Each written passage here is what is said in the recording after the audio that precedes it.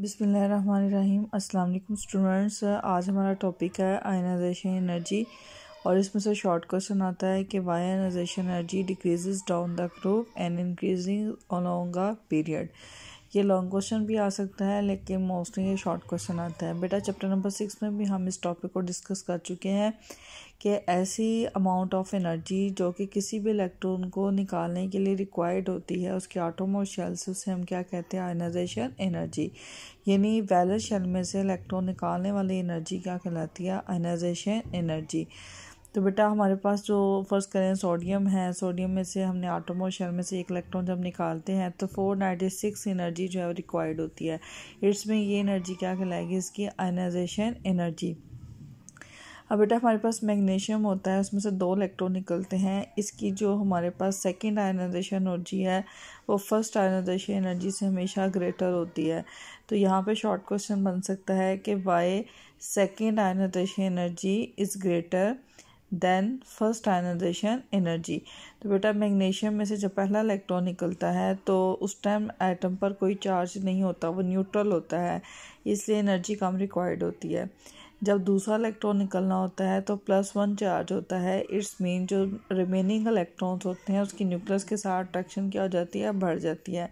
उस अट्रैक्शन को ओवरकम करने के लिए जो एनर्जी रिक्वायर्ड होती है वो पहले से ज़्यादा रिक्वायर्ड होती है।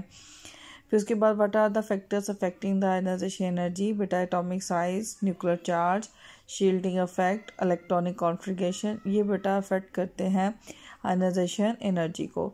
अगर हम एटॉमिक साइज़ की बात करें तो बेटा downward the group atomic size increase होता है। तो जैसे जैसे साइज़ इंक्रीज़ होगा इलेक्ट्रॉन को लूज़ करना क्या होगा, आसान होगा, तो आयनाइजेशन एनर्जी क्या होगी, कम होगी। लेकिन बेटा जब हम लेफ़्ट टू राइट जाते हैं तो एटॉमिक साइज़ डिक्रीज़ होता है। इट्स मीन न्यूक्लियस के साथ इलेक्ट्रॉन की अट्रैक्शन क्या होती है, बढ़ती है, और इलेक्ट्रॉन को लूज़ करने के लिए आयनाइजेशन एनर्जी ज़्यादा रिक्वायर्ड होती है। सिमिलरली बेटा हमारे पास nuclear charge, downward the group nuclear charge same रहता है। यानी अगर ग्रुप नंबर 1 है तो उस तमाम पर न्यूक्लियर चार्ज +1 है, सेकंड पर +2 है, थर्ड पर +3 है। लेकिन बेटा जब हम लेफ़्ट टू राइट जाते हैं उस टाइम न्यूक्लियर चार्ज क्या होता है, इंक्रीज़ होता है। तो न्यूक्लियर चार्ज इंक्रीज़ होगा तो आयनाइजेशन एनर्जी बढ़ेगी, न्यूक्लियर चार्ज कम होगा तो आयनाइजेशन एनर्जी क्या होगी, कम होगी। इस तरह से बेटा रिपल्शन ज़्यादा होगी, यानी shielding effect, repulsion between the electron and the nucleus. अगर रिपल्शन ज़्यादा होगी तो आयनाइजेशन एनर्जी कम रिक्वायर्ड होगी। शील्डिंग इफेक्ट अगर आपके पास कम होगा, यानी अट्रैक्शन ज़्यादा होगी और रिपल्शन कम, तो आयनाइजेशन एनर्जी क्या होगी, ज़्यादा होगी। इलेक्ट्रॉनिक कॉन्फ़िगरेशन बेटा जितनी स्टेबल होगी, यानी वो अगर एटम ज़्यादा स्टेबल है तो उसमें से इलेक्ट्रॉन निकालना उतना ही मुश्किल है, तो आयनाइजेशन एनर्जी उतनी क्या होगी, ज़्यादा होगी। और इलेक्ट्रॉनिक कॉन्फ़िगरेशन अगर स्टेबल नहीं है तो इलेक्ट्रॉन लूज़ करना उतना ही आसान है, तो आयनाइजेशन एनर्जी क्या होगी, कम होगी। इस तरह से बेटा जो हमारे पास एस ऑर्बिटल होते हैं उसमें इलेक्ट्रॉन न्यूक्लियस के साथ काफ़ी अट्रैक्टेड होते हैं as compare to P, D and F due to difference in the shape. तो पेनिट्रेशन इफेक्ट देखें तो एस में इलेक्ट्रॉन्स न्यूक्लियस के साथ ज़्यादा पेनिट्रेट हुए होते हैं as compare to P, D and F. इसलिए ionization energy S block element की ज़्यादा, पी की कम, डी की कम और एफ की और भी कम होती है। तो अगर हम बात करें तो ग्रुप्स में डाउनवर्ड द ग्रुप, ये जो फैक्टर्स हैं सारे, वो एटॉमिक साइज़ क्या होता है, इंक्रीज़ होता है, न्यूक्लियर चार्ज सेम रहता है, शील्डिंग इफेक्ट क्या होता है, इंक्रीज़ होता है, इलेक्ट्रॉनिक कॉन्फ़िगरेशन सेम रहती है। इसलिए बेटा downward the group ionization energies क्या होती हैं, डिक्रीज़ होती हैं। बट बेटा हम लेफ़्ट टू राइट जब जाते हैं तो एक तो एटॉमिक साइज़ डिक्रीज़ करता है, न्यूक्लियर चार्ज इंक्रीज़ होता है, जिसकी वजह से इलेक्ट्रॉन न्यूक्लियस के साथ स्ट्रॉन्गली बॉन्डेड होते हैं, और न्यूक्लियर चार्ज इंक्रीज़ होने की वजह से इलेक्ट्रॉन को रिमूव करना क्या होता है, डिफ़िकल्ट। इसलिए बेटा लेफ़्ट टू राइट जाते हुए आयनाइजेशन एनर्जीज़ क्या होती हैं, इंक्रीज़ होती हैं। लेकिन बेटा जो नोबल गैसेस होती हैं चूँकि वो स्टेबल इलेक्ट्रॉनिक कॉन्फ़िगरेशन रखती हैं इसलिए उनकी आयनाइजेशन सबसे ज़्यादा होती है। फिर उसके बाद बेटा इलेक्ट्रॉन अफिनिटी है, define electron affinity and give strength in periodic table. बेटा इलेक्ट्रॉन अफिनिटी वो एनर्जी है जो किसी भी इलेक्ट्रॉन को गेन करने के लिए रिलीज़ होती है या हम एब्जॉर्ब करते हैं, यानी ये एनर्जी रिलीज़ भी हो सकती है और एब्जॉर्ब भी हो सकती है जब हम एक इलेक्ट्रॉन को वैलेंस शेल में इलेक्ट्रॉन जो है वो हम ऐड करते हैं। जैसे फ़र्ज़ करें एटॉमिक साइज़ इंक्रीज़ होगा तो इलेक्ट्रॉन अफिनिटी क्या होगी, डिक्रीज़। एटॉमिक साइज़ डिक्रीज़ होगा तो इलेक्ट्रॉन अफिनिटी क्या होगी, इंक्रीज़ होगी। इट्स मीन के न्यूक्लियर चार्ज अगर सेम है, यहाँ इंक्रीज़ कर रहा है तो इलेक्ट्रॉन अफिनिटी इंक्रीज़ कर रही है, न्यूक्लियर चार्ज कम हो रहा है तो इलेक्ट्रॉन अफिनिटी कम हो रही है। शील्डिंग इफेक्ट बेटा बढ़ेगा तो इलेक्ट्रॉन अफिनिटी कम होगी, शील्डिंग इफेक्ट कम होगा तो इलेक्ट्रॉन अफिनिटी क्या होगी, ज़्यादा। अब बेटा हमारे पास पीरियड्स में जब हम लेफ़्ट टू राइट जाते हैं तो इलेक्ट्रॉन अफिनिटी बढ़ती है। क्यों? क्योंकि आप देखें, आप आयनाइजेशन एनर्जी इलेक्ट्रॉन अफिनिटी का ट्रेंड क्या है, सेम है। Left to right ionization energy भी क्या होती है, इंक्रीज़, और फैक्टर्स वही हैं कि साइज डिक्रीज़ कर रहा है और न्यूक्लियर चार्ज क्या हो रहा है, इंक्रीज़। ग्रुप में downward the group electron affinity क्या करती है, डिक्रीज़, जैसे आयनाइजेशन एनर्जी होती है, क्योंकि साइज क्या होता है, इंक्रीज़, शील्डिंग इफेक्ट इंक्रीज़, और न्यूक्लियर चार्ज क्या होता है, डिक्रीज़। बेटा फैक्टर्स और trend as like ionization energy है, बस डेफिनेशन में फ़र्क है कि इलेक्ट्रॉन को गेन करने के लिए जो एनर्जी होगी वो कौन सी होगी, आपके पास इलेक्ट्रॉन अफिनिटी। उसके बाद बेटा ये बड़ा इंपॉर्टेंट शॉर्ट क्वेश्चन है, why the second value of the electron affinity of an element usually shown with the positive sign. देखिए बेटा ऑक्सीजन है, न्यूट्रल एटम है, जब एक इलेक्ट्रॉन ऐड करना है तो उस टाइम एनर्जी रिलीज़ होगी, क्योंकि न्यूक्लियस और इलेक्ट्रॉन के दरमियान क्या होगी, अट्रैक्शन। लेकिन बेटा जब सेकंड इलेक्ट्रॉन आपने ऐड करना है तो पहले उस पर कोई चार्ज नहीं था, बट अब क्या चार्ज है, माइनस। माइनस माइनस को क्या करेगा, रिपल करेगा। तो रिपल्शन को दूर करने के लिए अब वो एनर्जी को क्या करेगा, एब्जॉर्ब करेगा, और इलेक्ट्रॉन अफिनिटी क्या हो जाएगी, पॉजिटिव हो जाएगी। तो ये शॉर्ट क्वेश्चन इसमें से बन सकता है, why the second value of electron affinity of an element is usually with the positive charge. उसके बाद बेटा discuss the trends of metals and non metal characteristic. इसमें से क्वेश्चन आ सकता है, why metallic characteristic increases from top to bottom in a group of metals. बेटा metals वो होती हैं जो इलेक्ट्रॉन लूज करती हैं, नॉन मेटल्स वो होती हैं जो इलेक्ट्रॉन गेन करती हैं। मेटल्स इलेक्ट्रिसिटी की गुड कंडक्टर होती हैं, हीट को भी कंडक्ट करती हैं, चूँकि लूज करती हैं इलेक्ट्रॉन इसलिए कीटाइन फॉर्मेशन होते हैं, और इनके ऑक्साइड्स क्या होते हैं, बेसिक।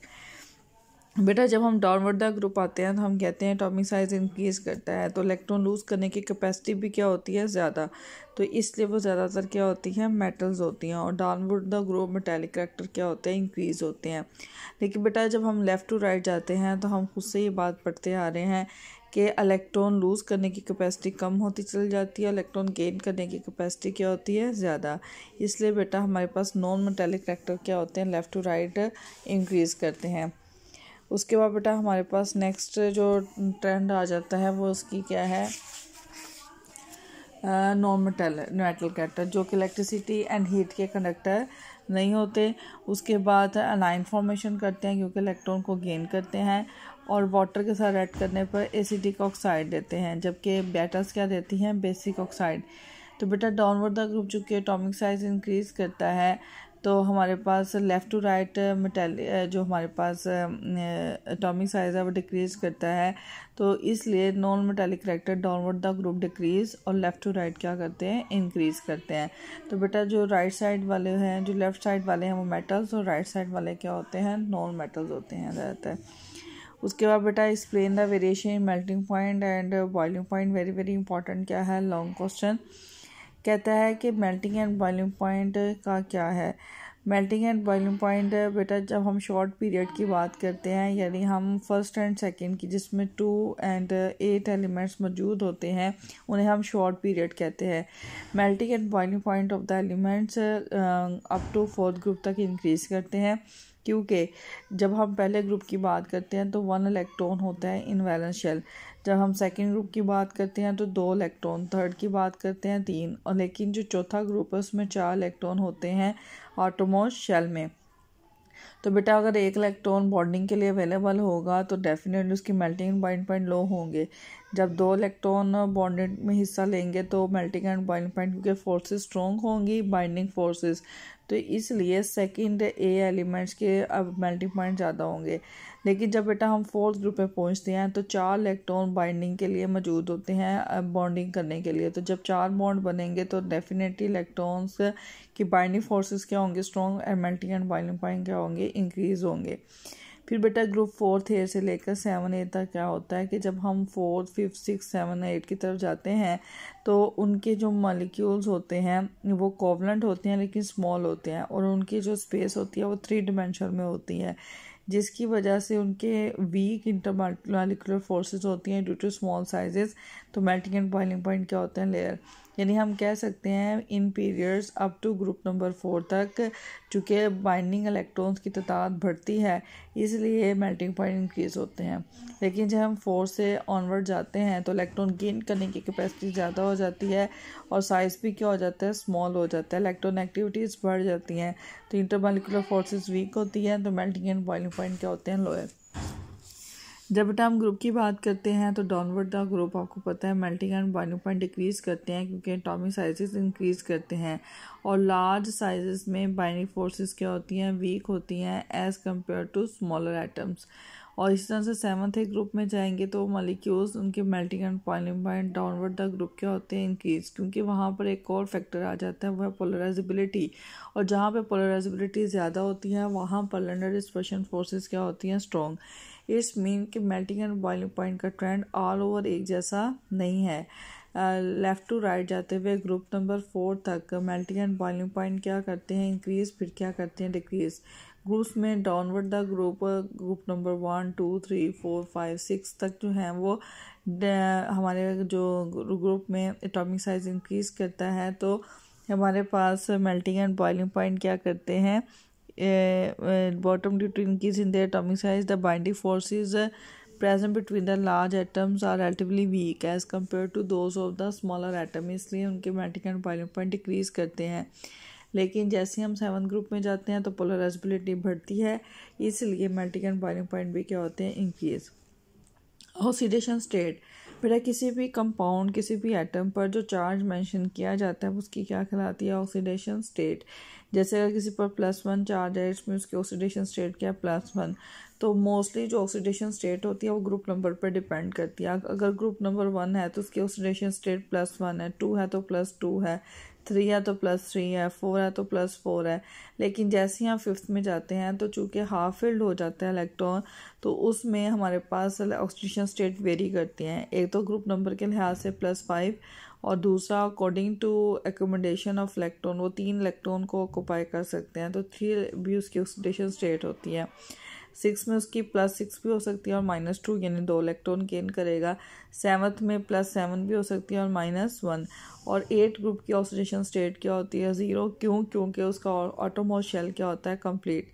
इस तरह से बेटा जो ट्रांजिशन एलिमेंट्स होते हैं बी सब ग्रुप उनकी भी क्योंकि डी ऑर्बिटल हाफ फिल्ड होता है उनकी भी एक से ज़्यादा ऑक्सीडेशन स्टेट्स होती हैं। तो हम ये कह सकते हैं downward the group oxidation states same रहती हैं।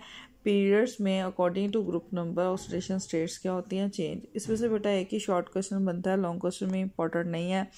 The oxidation state very in period but remain almost constant in the group. Reason बतानी है आपने, क्योंकि पीरियड्स में आपके पास वैलेंस इलेक्ट्रॉन की तादाद बढ़ती चली जाती है इसलिए, और ग्रुप में सेम रहती है इसलिए। इसके अलावा यहाँ पे ये भी क्वेश्चन पूछ सकते हैं कि why oxidation state of noble gases 0। ये वेरी वेरी इंपॉर्टेंट क्या है, शॉर्ट क्वेश्चन। तो आपने बताना है क्योंकि नोबल गैसेस में आटम और शेल क्या होता है, जो है वो फिल्ड होता है, इसलिए इसको मज़ीद इलेक्ट्रॉन लेने या देने की ज़रूरत नहीं होती। उसके बाद बेटा इलेक्ट्रिकल कंडक्टर्स में से कोई इंपॉर्टेंट शॉर्ट क्वेश्चन नहीं बनता और ये मेटालिक या नॉन मेटालिक करैक्टर पर डिपेंड करता है। इलेक्ट्रिकल कंडक्टर्स बेटा फ्री इलेक्ट्रॉन्स पर डिपेंड करती है। तो जब हम लेफ़्ट टू राइट मूव करते हैं तो हमने कहा मेटालिक करैक्टर डिक्रीज़ करते हैं और नॉन मेटालिक करैक्टर क्या होते हैं, इंक्रीज़। इट्स मीन जब हम लेफ़्ट टू राइट जाएंगे तो इलेक्ट्रिकल कंडक्टर्स कम होती चली जाएगी, लेकिन downward the group electrical conductors क्या होती है, इंक्रीज़ होती है, depends upon the valence electrons. तो इसमें एक क्वेश्चन आ सकता है कि why carbon is non conductor in diamond but conductor in the graphite. ये वाला पैराग्राफ इसका आंसर होगा। Carbon in the form of diamond non conductor इसलिए होती हैं क्योंकि उसकी वैलेंस शेल के तमाम इलेक्ट्रॉन्स जो हैं वो बॉन्डिंग में हिस्सा ले चुके होते हैं। लेकिन जो हमारे पास बाकी ग्रेफाइट है उसमें जो चौथा इलेक्ट्रॉन होता है वो फ्रीली होता है, वो भी पैरेलल लेयर में होता है, परपेंडिकुलर में नहीं होता क्योंकि वो निसोट्रॉपिक प्रॉपर्टी शो करते हैं।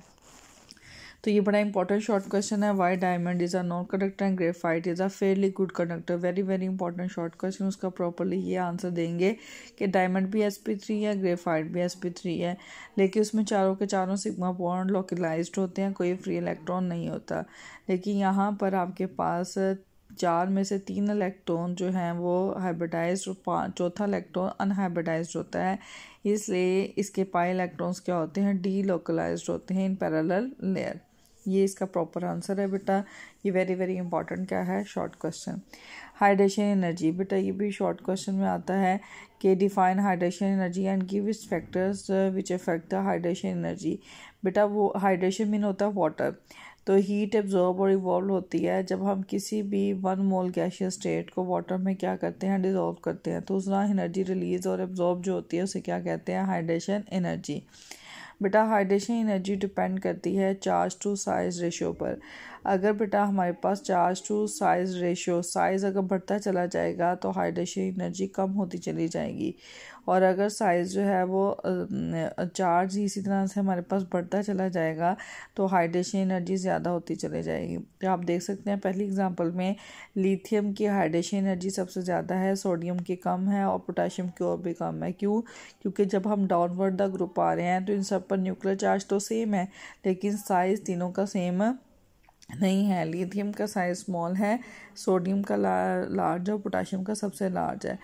लेकिन बेटा जब हम नीचे वाली एग्जांपल में आते हैं तो आप देखते हैं सोडियम पर चार्ज +1, मैग्नीशियम पे +2 और एल्युमिनियम पे +3 है, तो चार्ज हमारा इंक्रीज़ हो रहा है, तो हम देख सकते हैं हमारी हाइड्रेशन एनर्जी भी क्या हो रही है, इंक्रीज़ हो रही है। तो ये सवाल आपको शॉर्ट क्वेश्चन में आ सकता है।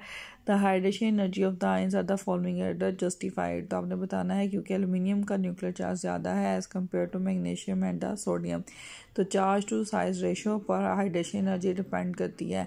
अगर इलेक्ट्रॉन पर चार्ज सेम है, ये न्यूट्रल एटम पर इलेक्ट्रॉन क्या है, चार्ज क्या है, सेम है, तो साइज़ को देखेंगे। साइज़ जैसे जैसे इंक्रीज़ होगा हाइड्रेशन एनर्जी क्या होगी, इंक्रीज़ होगी, डिक्रीज़ होगी, और अगर न्यूक्लियर चार्ज इंक्रीज़ होगा तो हाइड्रेशन एनर्जी इंक्रीज़ होगी। तो बेटा ये हमारे ट्रेंड्स जो हैं वो कंप्लीट हो गए। इसमें बेटा आपके पास है melting point and boiling point वाला very very important long question है, और आयनाइजेशन एनर्जी, बाकी सब में से क्या बनते हैं, शॉर्ट क्वेश्चन। ओके बेटा, अल्लाह हाफिज़।